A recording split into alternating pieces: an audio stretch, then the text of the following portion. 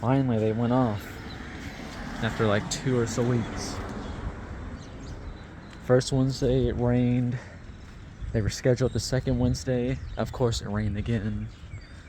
They did not check the weather. Like, it was pretty obvious it's going to rain second Wednesday, but they still decided to go with second Wednesday instead of like the next Thursday after. Well, there's no storms today. There's that.